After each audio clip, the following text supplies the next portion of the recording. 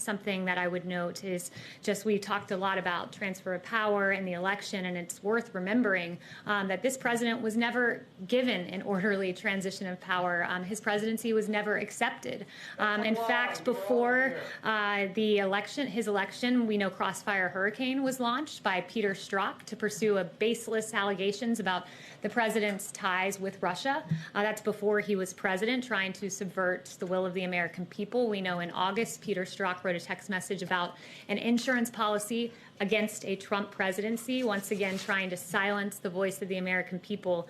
In 2016, we know in October that there was a FISA warrant taken out to spy on the Trump campaign. And then the American people spoke, and they spoke commandingly in electing President Trump despite all of the odds.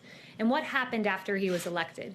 You had 70 lawmakers say we're not coming to his inauguration, Democratic lawmakers. You had Elizabeth Warren saying we're going to attempt to obstruct the Trump transition by urging the Government Accountability Office to investigate the incoming Trump transition.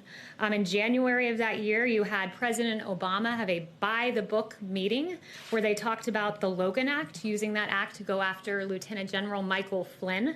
Just before the inauguration, you had BuzzFeed promoting and publishing this bogus Steele dossier that's been widely debunked. And then for 2 years, you had the baseless Mueller investigation, which searched for collusion, found none, and exonerated President Trump. While in 2016, President Trump became the duly elected president, many sought to undermine him, discredit him, delegitimize him, and deny his victory. There were no calls for unity. There were no calls for healing.